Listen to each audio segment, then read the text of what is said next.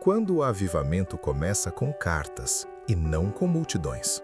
O avivamento que muda a história quase nunca começa com aplausos.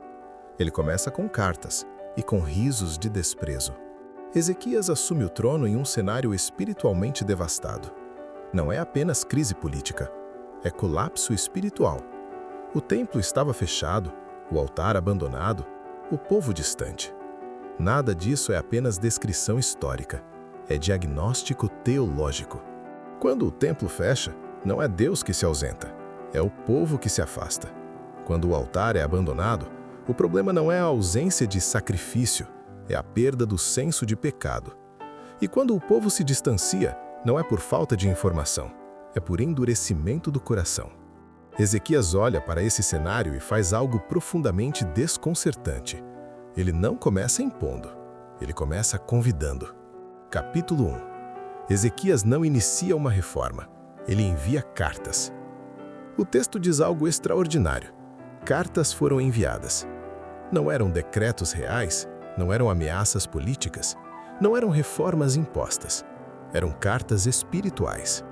Essas cartas chamavam o povo ao arrependimento, chamavam de volta à Páscoa, chamavam de volta ao sacrifício, chamavam de volta ao Cordeiro. Isso é teologicamente profundo, porque toda restauração verdadeira começa pela memória do sacrifício, não pela estética do templo. Ezequias entende algo que muitos líderes religiosos ignoram.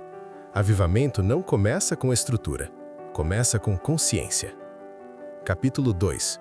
O convite atravessa fronteiras feridas. O texto diz que os mensageiros entram até no território do Reino do Norte. Isso é escandaloso. O Reino do Norte já havia rompido com Jerusalém.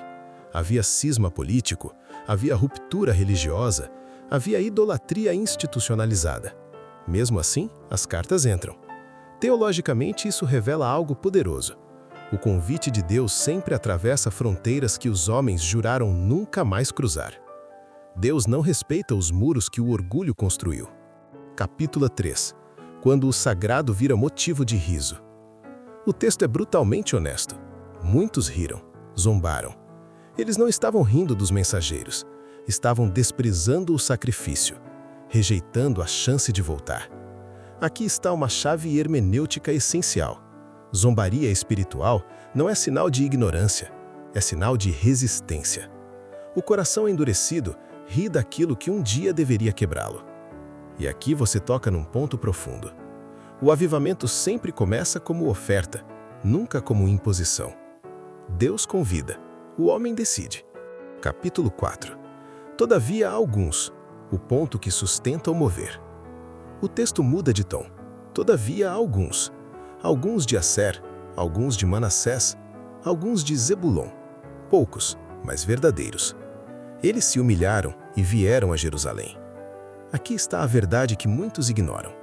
Deus não cancela um mover porque muitos rejeitam. Deus sustenta um mover por causa de alguns que respondem. O avivamento não depende de multidões, depende de corações quebrantados. Hoje continuamos sendo correios. Levamos cartas que confrontam, cartas que chamam ao arrependimento, cartas que apontam para o Cordeiro. E sim, muitos ainda zombam, deslizam a tela, ignoram a mensagem, tratam o sagrado como conteúdo comum. Mas sempre haverá alguns. Alguns que leem até o fim, alguns que param, alguns que sentem o peso da verdade, alguns que voltam. Não se distraia com os risos, não se frustre com a rejeição. Entregue a carta. Se os alguns responderem, o céu considera suficiente. Se essa mensagem falou com você, curta, compartilhe e escreva nos comentários: eu sou um dos alguns.